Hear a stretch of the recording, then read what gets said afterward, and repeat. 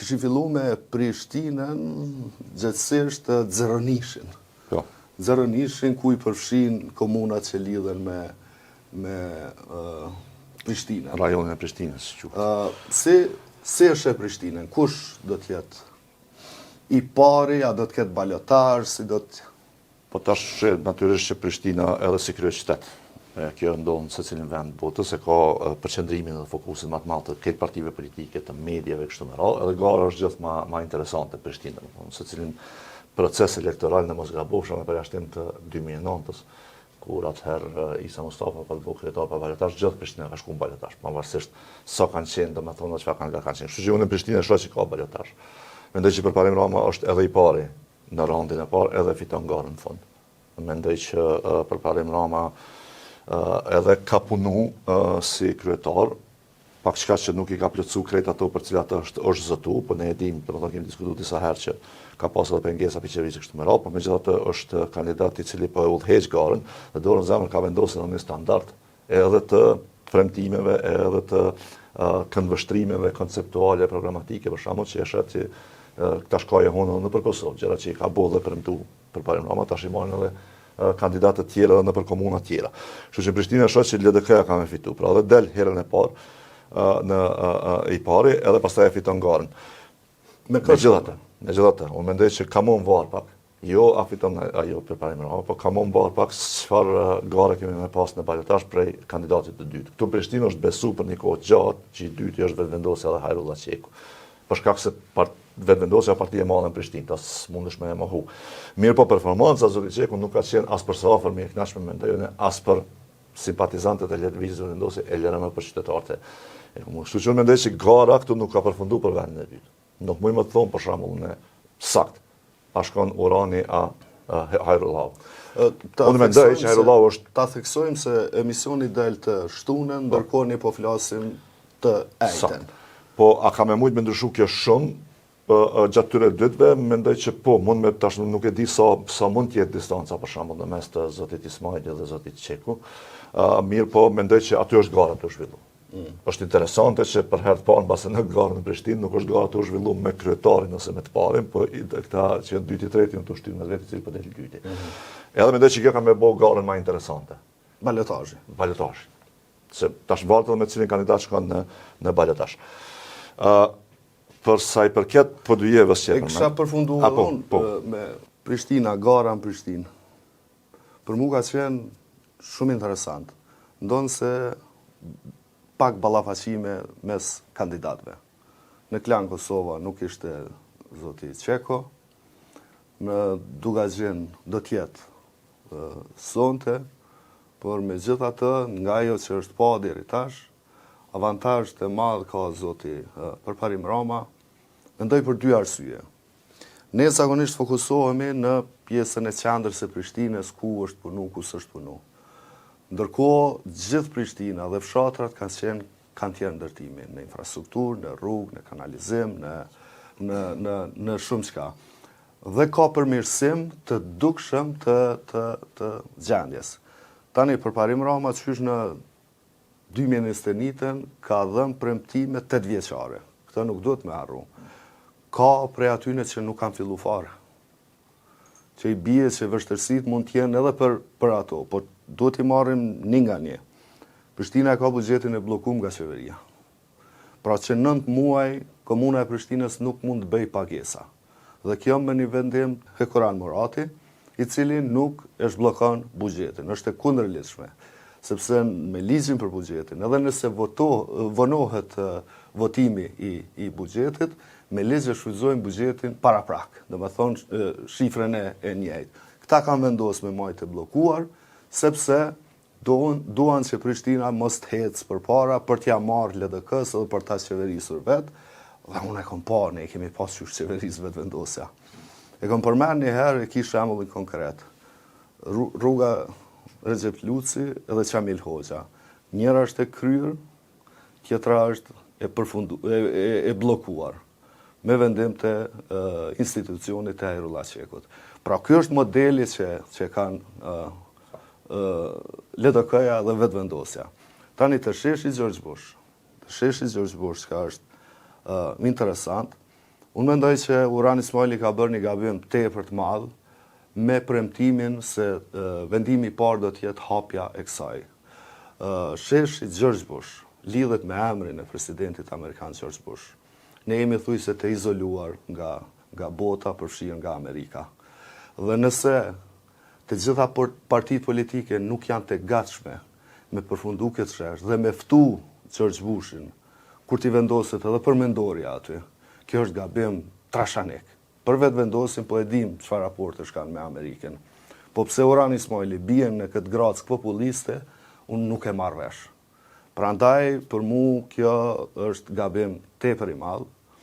Unë do të isha njëri më i lumtur nëse do të vinte George Bushi në hapjen e këtij sheshi. Përveç tjerash, aty është edhe katedralja. Ka premtuar që ka me bërë shesh edhe te xhamia. Pra është një hapësirë rreth objekteve të kultit, të cilat ju kthehen qytetarëve dhe jo veturave, sepse kudo në përbot, veçanërisht në perëndim, rreth objekteve të kultit nuk ka vetura. Pra janë pjesë hapësira që shfrytëzohen nga njerëzit, nga vizitorët, nga të gjithë këta. Prandaj bllokimi i kësaj rruge dhe premtimi për mos ta bërë sheshin George Bush është gabim trashanik i bërë nga të dy kandidatet. Si të qoftë, zoti Qeko ka deklaruar se unë do ta bëj rrugën përfundrin, ndërsa sheshin do ta bëj. Do të thonë, në paraqitjen e parë e ka dhënë këtë premtim. Pak sheshi ka blloku punën. Tani, pse ti e bllokon atëherë nëse ti do me bë ndryshe? Edhe matje, është bloku një rrugë relativisht të shkurtër, ka shkaktu një kohë trafik, por me koha e shkojnë njerëzit të mësu, hapen rrugë të reja dhe në këtë mënyrë. Kjo është një pikë interesant që e përmendë, domethënë unë nuk kam dëgjuar asnjë shpjegim racional që hapja e sheshit do të ndikonte pozitivisht trafik. Jo, nuk ka. Domethënë ti dush me pas një farmatje, me thonë për shembull që kur ta hapim sheshin do ta kemi këtë përmirësim në trafik. Kur e kom pyetur në zotin Ismaili për çështën e trafikut, ka thënë se kemi një mori politikash që zgjidhin çështën e trafikut. Dakor, edhe për parim Rama i ka. Sepse dush me pas një mori politikash. Po sheshi si i tillë nuk është njëra prej tyre. E unë po pajtohem plotësisht me ty që plotësisht gabim këndvështrimi që po aplikojnë disa prej kandidatëve. Unë e shoh edhe politikisht këtë. Po edhe politikisht do zemër edhe nga aspekti praktik. Domethënë qytetet e mëdha, qytetet e mira dhe të bukura janë të bukura për shkak shesheve që i kanë. Para se gjithë apo jo. Sheshi, gjelbrimi, qyteti i kisë, dhe na do me pasi qytetarë një hapësirë në të cilën. Sheshi i Romës, llogarit. Krete kanë Parisi, ka Londra, ka. Na do me pas një hapësirë në të cilën ti si qytetar ec lirshëm. Qoftë me karros me fëmijë, qoftë nëse do me dalë me bicikëll, qoftë me dalë me pi me hongër një akullore, me pi një kafe, me rrugë kështu me radhë. Që ajo hapësirë do të na takon të gjithëve. Pastaj natyrisht ka nevojë për investime në infrastrukturë, për rregullimin e tjerë. Për shembull, që ndërtimi i rrugës A, edhe lidhja e rrugës B me rrugën A, ka me qenë edhe është projekt jashtëzakonisht i mirë për Prishtinën, që ka me ndihmu një pjesë trafikut, sepse një pjesë e konsiderueshme për Prishtinës, që është ndërtu shumë, që prej bregu Dillit e ka rruga C, e që vazhdon për Matiqan. Ka me përdorë qatë rrugë për me shku në përshpijat e veta dhe me dalë për Prishtinës. Llogarit e projektin e Unazës së Madhe, të cilin nuk e kanë mbështetur qeveria. Në drejtim qëra se po du me bo veç një ide, se po ndajmë pak më shumë te Prishtina, po veç edhe një gjë që më ka bëu përshtypje. Për shembull, na kemi pas në VVSH dhe kryetarin e aktual të Xhilanit, i cili është pashtu kandidat. Dhe na ka treguar dy gjëra që më kanë bëu përshtypje. Një, Unazën e jashtme, 10 branshme, pia për krahasjeve hija. Apo jo, me financa dhe me të gjitha. Edhe tha bulevardi që kanë me bën Xhilan, ta kushton 18 milionë euro. 18 milion kushton edhe sheshin Prishtinë. Atje pja për krahun Unazën, këtu s'pja për krahun Unazën. Është qërë. Unë jam për me bo Unazën Gjilan. Unaza ma urgjente në Kosovë njerë për njerë është Prishtina. Sigurisht. Ma urgjentja. Sigurisht, se këtu është dyndja e madhe. Që kjo të kallëzën për që vetë vendosin. E lu mendoj që du të me pas në tërshkim për këtë. Edhe do të ketë ndërshkim. Kjo është kes përdorimi pozitës si ministër dhe kryeministër, për më ma vështirësu jetën mu. Ky është modeli. Edhe për ma vështirësu jetën mu. Absolutisht. Që ka thonë e Kur'an Rati, unë ka financoj premtimet për parim Ramës. Zotni, ti përfinancon projektet për Prishtinën, edhe s'përfinancon me parët tua, për me parët mia. Një gjë tjetër që njerëzit i ka prek në Prishtinë, që duhet të theksohet, se ka ndodhur në kohën kur Jehona Lushaku ishte drejtoresha e arsimit, është mësimi gjithditor. Ka pas ndikim të jashtëzakonshëm tek shumë familje. Kanë ushqimin cilësor, kanë kohën kur shkojnë edhe kohën kur e përfundojnë edhe që lidhet natyrisht edhe me orarin e punës së prindërve. Është zgjeru, domethënë, numri i shkollave, tash më duket janë 7, madje ka edhe në fshatra, dhe brenda një kohë të caktuar të gjitha shkollat pritet me pas mësim gjithditor, shkollat fillore e kam fjalën. Dhe kjo ka ndikim edhe në kosto, edhe në barën financiare të familjeve, sepse shkollimi është pa pare, ushqimi është pa pare, nuk ka nevojë të paguajnë qendrim ditor për kujdesje, nuk ka nevojë të paguajnë kujdestar në shtëpi apo ti dërgojnë në për këto qendrat, s'po them qerë dhe qendrat e qendrimit ditor, dhe ju kanë ndihmu edhe financiarisht, pra. Ata janë të prekun, përfitojnë edhe financiarisht, dhe kjo ka me pas ndikim të madh, besoj, tek këto familje të cilat janë të prekuna direkt nga ky interes, sepse është edhe interesi tyne me pas mësim gjithditor. Realisht është diçka që në tash me bo ministria. Është dashme me Kosovë. Po, absolutisht. Jo në kudo që mundet. Se Sigurisht, ka specifika që dikon po mjanis me provu. Kjo është program i madh që është dashme qenë program kombëtar. Tash po bëhet program kombëtar, meq e kanë pas suksesin në Prishtinë, pe marrin edhe kandidatirë si zotim. Shumë kandidata që kanë si zotim për komunat e vetë. Po. E di që e kam përmend. Përveç në Ferizaj, Akim Aliu tha se nuk është e bazuar në kurrikul. Me thonë e patëm. Pra problemet e ministria. Pra problemet të ministria. Unë e shoh në balotazh përparim Ramën dhe Herullah Qekun, sepse mos me pa Herullah Qekun në balotazh, i bie që vetëvendosja duhet të përgjysmohet. Dhe a mund të ndodhë përgjysmimi i vetëvendosjes të Prishtinë? Me dëshirë kësha, po, por me gjithë atë, bazën e ka të fort. Nuk po duke që ka ndodhë diçka ka që madhe sa mu përgjysmu. Po pra, nëse do të përgjysmojnë Prishtinë, ta kemi parasysh që edhe në zgjedhjet e përgjithshme, vetëvendosja do të dilte e dyta. Absolutisht. Anise nuk janë të ngjashme. Bazeni më i madh i votave vetëvendosje Prishtina. Të Budojeva Visar, si e ke pasjeshe? Të Budojeva o gara shumë interesante. Ne përmendet ti, do me thonë këtu, për shembull është një prej komunave që mas shumti është përdor parja publike për me siguru pushtetin, ose vazhdimësin pushtet televizit dhe vendosje, se të shpejtim bulliqit më mirë thënë, se unë se shata bashkë si levizit dhe vendosje, tash më bo sinqerisht. Themelusit edhe vendosjes po largohen. Natyrisht, se shpejtim bulliqit është shpejtim bulliqit. Po, ajet po të era e praktisë. Kjo ka qenë problematik kur o konë dhe tash është problematik kur o vetë vendosje. Po si të qoftë, tash vetë vendosja për krahë dhe është kandidatit tyre. Unë e shoh garën, mendoj që Ekrem Hyseni, doktori, ka bo një punë të jashtëzakonshme, domethënë në PDI-v, edhe mendoj që i ka sanu disa prej problemeve elektorale që ka pas herën e parë. Se të mos harrojmë edhe herën e parë ka qenë shumë garë interesante në PDI-v, edhe unë mendoj që ka pas faktor eksternal që ka shkaktu humbjen doktorit atëherë.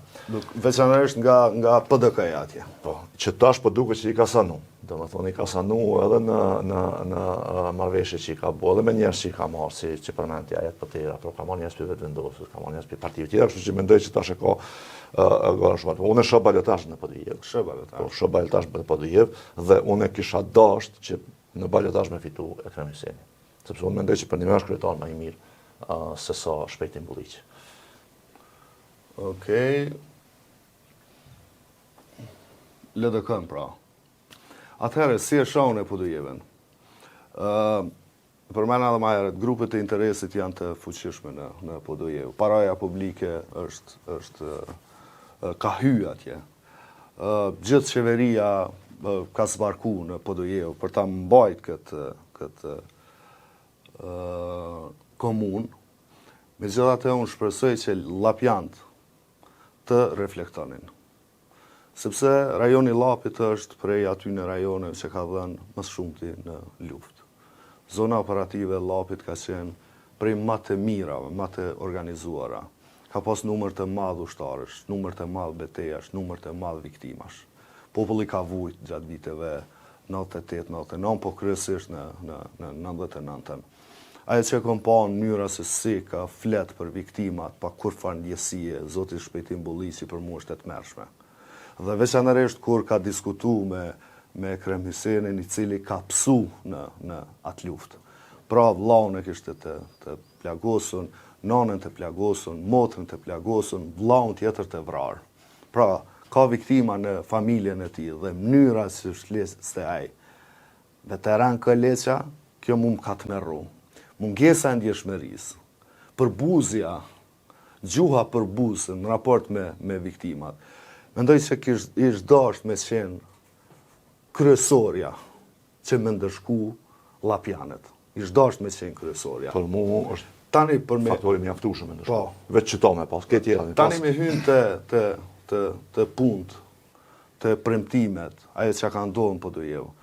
Raportimet shumë ta ka pas gjatë këtyre 4 vjetëve për këshpërdorime të paras publike. Çmimet të kurdisuna, shpërblimet e ndërë të miqve të ti, njerëzve të vetëvendosjes, punësimet masive të familjarëve të zotit Shpirtin Bulliqi. Unë besoj që këto ishtë dasht me u marë si prova tjera të mjaftueshme që këtë njeri, jo pse unë e kam diçka kundër ti, por që këtë njeri me pensionu nga të qenit kryetar i Podujevës. Për këtë arsye, unë shpresoj që të ketë balotazh.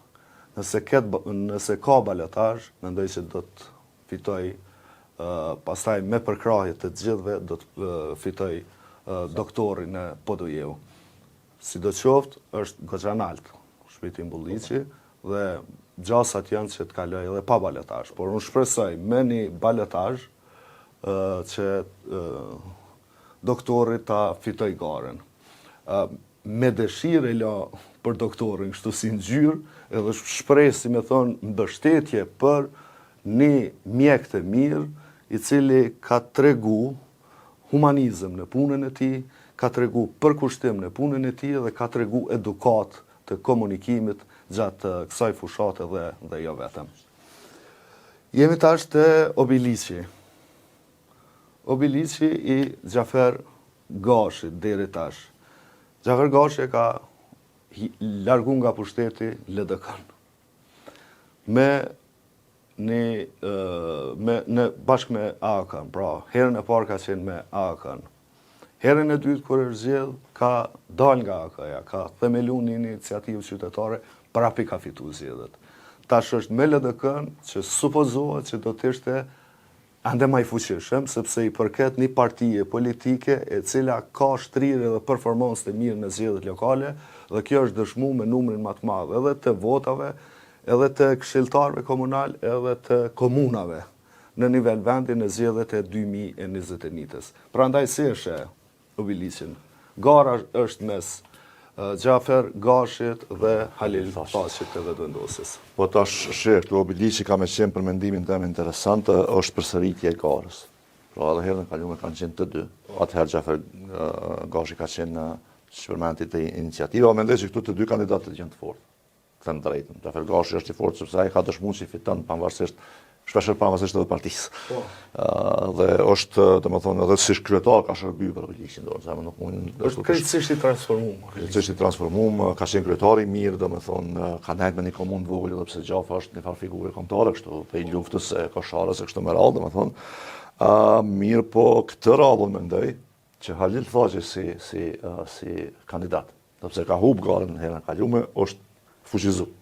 Shfuqizu për mes ne kemi pas që ka buaj, dhe me thonë me keke kështu me radhë, me punësime, edhe në që drejtim mendoj që këtu kjo ja shton pak mundësin ati që me sfidu pak ma shumë zotin kryetarin Gashit. Dhe në këtë drejtim nuk di që ka më të thonë. Unë mendoj që në fund ka me fitu Xhafer Gashit, nuk e dija ka balotazh në Biliq, sepse nuk e kam parasysh fuqinë e partive tjera. Balotazhin ta kanë tonë për ekip, edhe në parti. Këtu i ndohet që janë PDK-ja. Edhe këto mund më kry pa balotazh, po unë mendoj që ka me fitu Xhafer Gashi, po nuk e ka fare të lehtë. Ose mendoj që kam shumë më të vështirë se herën e kaluar. Sepse tash janë dy kandidat, për shembull, do flasim tash edhe për Fushkosovën. Edhe në Fushkosovën në Obiliq, e që janë, si me thonë, pjesë të njëjtës strukturë të punësimeve paligjshme dhe korruptive në KEK edhe në ndërmarrje publike. Kisha folën e pak për këto se kemi raportuar shumë. Po. Dhe tash në kuadër të kësaj, unë nuk e di për shembull qytetarët e Obiliqit a do t'ja merrnin si të mirë këto Halil Thaçit pra që pishte njerëz në punë, apo do ta kuptonin ashtu siç unë e shoh, që është ndërhyje e paligjshme e një deputeti në punësimin e ndërmarrjeve publike. Me anën së shpjegoj Kosovë. Po ashtu na kemi atë incizimin e zotit Thaçi, i cili ka ndërhyrë dhe to shpronësimet e kështu me radhë që bëhen për shkak të mijës atje. Po. Kështu që unë mendoj që pi kandidatët vendosis mund të jetë i fortë elektoralisht, po është një prej kështu, si me thonë, modelit të politikanit që është ma problematiku për mendimin tim. Pra, shkon me Katërt. Obilisin që shëshone. Zoti Halil Thaçi është prej atyne që ka ndërhy në punësimet të ndryshme. Veçanërisht në kek, në shpënsime këto. Por në të vërtet, shumë njerëz janë da të zhgënjym për i ti, për shkak edhe të mashtrimit dhe për shkak se ata e kanë deklaru vetë në prokurori, se ne kemi raportu këto, që i ka shty edhe me shkelizje. Çka ka ndodhë? Një numër i caktuar njerëzit të cilët nuk kanë pasur shkollë të mesme dhe kriterë që ka qenë diploma e shkollës së mesme për të punësuar në KEK, kanë marrë diploma falsë në një shkollë të mesme të Obilisit. Masi kemi raportu na, do me thonë, emrat ju kanë dalë në listë, dhe njerëzit kër i kanë po fshinin e vetë, ka po tafërt, ka thonë, ma pas kanë zonë vendin, po që kjo s'ka diplomë. Kjo s'ka diplomë, është bëjë madhe këto, dhe ka dalë që diku 92 persona kanë apliku me diploma falsë. Dhe që ka ja kanë pa sherën, se rend janë të shku në prokurori,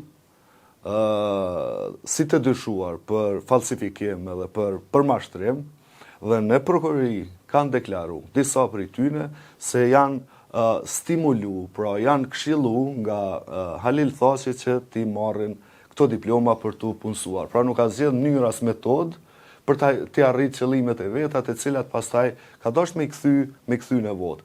Por një gjë e tillë është e përhapur në jashtëzakonisht shumë në Obilis dhe mendoj që ka me shkaktu pasoja.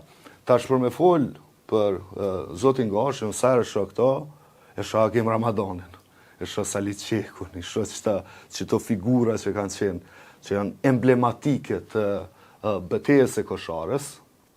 E dim që ka ndodhur në Koshare, e dim suksesin e UÇK-s në atë kohë dhe Gjafa është njëri prej eprorëve të UÇK-s. Shto kësaj, si kryetari i Obilisit, ka ndodhur një transformim. Sot Obilici ka qenë i mbushur me baraka, ka qenë me bërllog, ka qenë, si me thonë, si keku komplet kështu.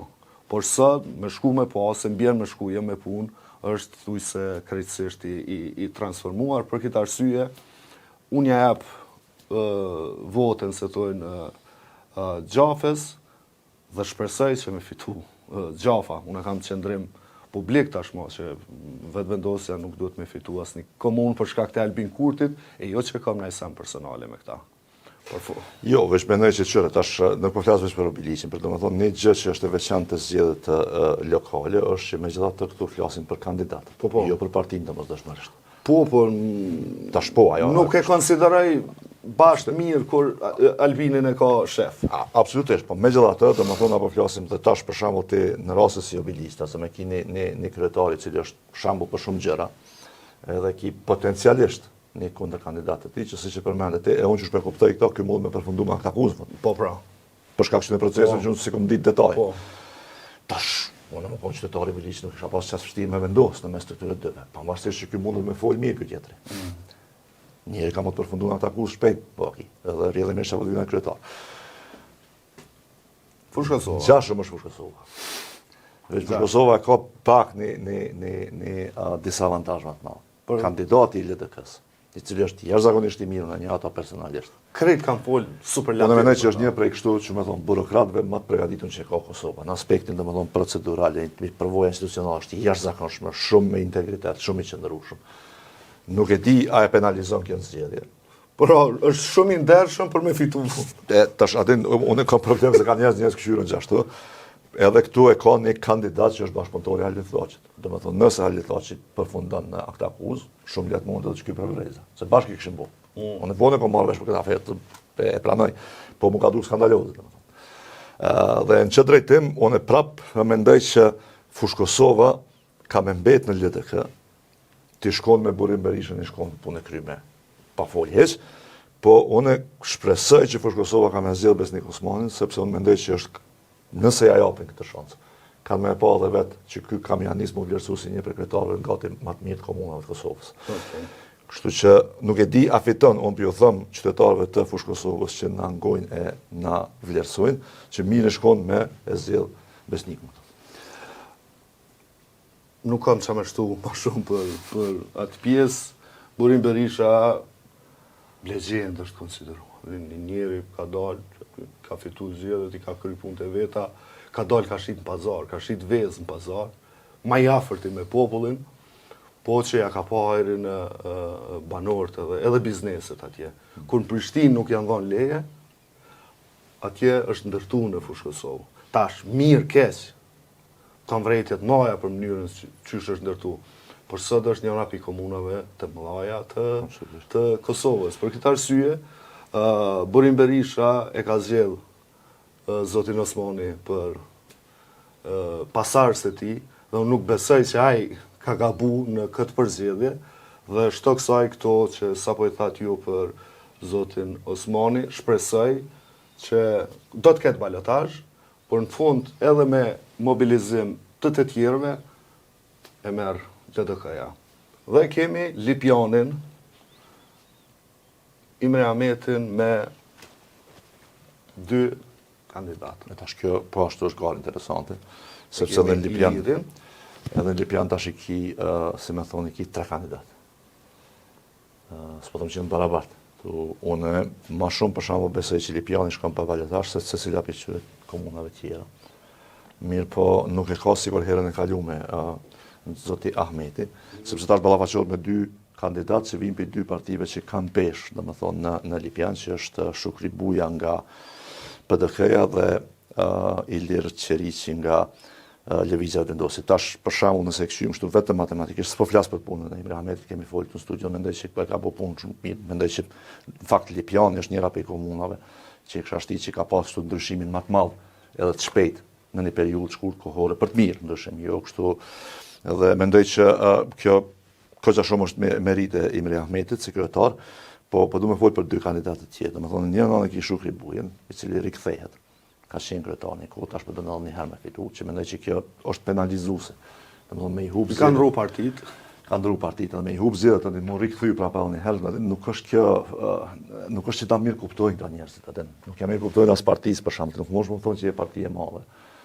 E mos më mujt me prodhu një kandidat në një komunë si Lipjani. Të njëjtën probleme ka edhe Vendosja. Parti e madhe, kanë pas një deputet shumë zëshëm të Lipjanit, prej KQS-s deri në Nuk e çojnë ato. Nuk e çojnë ato dhe e marrin një kandidat që s'është Vendosje realisht. Që është PDK realisht. Që është PDK. Baba i tij i cili ish i vlerësuar si person. Po, absolutisht. Po s'ka vrej. Po megjithatë s'është Vendosje. Tash unë më koni Lipjanit kisha thonë Vendosje qysh. S'keni kandidat juaj, na. Dhe që drejtimon me ne që Imre Ahmeti e ka një përvarësi. Jo vetëm se o kryetar, jo vetëm se ka punu, po Imre Ahmeti 2 kandidat njëtës. Ndërkohë që ky është kandidat që vjen nga LDK-ja që ka peshë në LDK. Është një për njerëzve kryesor në LDK, domethënë në partinë në përgjithësi. Dhe kjo natyrisht ndihmon. Sepse ti e ki mundësinë që me e nxit LDK si parti, me deputetët që i ka, me zhduatja, që me i ndihmu Lipjanin kur ka nevojë. Që s'besoj që e ka as Qeriqi, as Shukri Buja. Okej. Kështu që e jep LDK-s. LDK-s. Tash çfarë territori. Për me fol për kandidatët këtu, tani qysh i shohën edhe qysh i vlerësoj. Në debate është thonë nga vetë zoti Shukri Buja se familja baba i Ilirit Qeriqit është në PDK. Dhe kjo qysh në start mendoj që e ka dëmtu. Unë e shoh si kandidat ma shumë të Shukri Bujës se sa të Vetëvendosjes, zotin Qeriqi, sepse matematikat po shkojnë ashtu që me çdo kusht me çunë balotazh për mi marr komunën. Se ky është një bashkëpunim i jashtëzakonshëm i Vetëvendosjes edhe Shukri Bujës për me rrëzu Imre Ahmetin. Po flas në këtë fazë. Tani mas balotazhi, nëse do të ketë, nuk e di se si shkon, është nalt goxha me matje Imre Ahmeti, po është në kuadër të marrëzës së gabimit. Ndërsa sa i përket zotit Shukri Buja, Më falë, një qartësim është në kuadër të marrëzës gabim për me shku pa baletash. Pa baletash. Jo, për me raj dyti. Jo, me shku pa baletash. Shukri Buja ka ndru parti, ka 2 dënime, njërin në shkallët e parë, ka ndalë edhe komunikime përgjime në të kaluarën. Unë nuk e di tash populli Lipjanit sa është i gatshëm me u rikthy të një kryetar që kanë pasit dorën zemër, nuk ka pas në farë transformimi të Lipjanit. Prandaj, zoti Ahmeti është në avantazh. Kishim folë si Zeronir që është edhe Drenasi. Kemi një kandidat të PDK-s dhe një ish kryetar pashtu të PDK-s, që ka një përplasje mrena llojit. Qysh jetoj po? Ramiz Ladrovsin dhe... Për bestu tash, unë e kam pak të vështirë me thonë, dhe me thonë kush mund me fitu në fund, sepse është garë interesant, tash natyrisht që në Drenas është PDK-ja, se kena diskutu kur. Mirë po kjo ndarja që është që po thuti brenda llojit, dhe me thonë, tash nuk e di se çka rezultati ka me sjellë në fund, edhe gjëja tjetër që për mua është pikpyetje, është që kjo afera fundit, Ramiz Ladrovsit nuk e di se çfarë ndikimi ka me pas elektoralisht. Ndikimin jehonën që ka diskutimit të kështu me radhë, është një tjetër gjë, po çka mendojnë qytetarët e Drenasit për këtë punë. Dhe pastaj aja fajsojnë vetëm zotin Ladrovci, a edhe Partinë Demokratike të Kosovës për këtë gjë, është sa ishte në PDK. Po, sa ishte kryetari i PDK-s. Ajo është pyetje që e din banorët e Drenasit, qytetarët e Drenasit nuk e di. Po megjithatë unë mendoj që këtu gjasa pak më të madhe i ka me fitu partia e jo Ramiz Ladrovci, në baletash po flas, megjithatë struktura e partisë është e rëndësishme. A beson që ka baletash? Nuk jam i sigurt për fuqinë e vetëvendosjes tash pas kësaj ndarje. Tash vetëvendosja ka pas një bazë të vogël në Drenas. Por që ka shku ka Ramizi. Po në këtë polarizim kjo mund me shku ka Ramizi, kështu që kjo mundet me qu pa baletash. Nuk e përjashtaj. Këtu janë kandidat fort pa diskutim. Të dytë, partia është e fort, situata është në ngjashme para 4 vjetëve.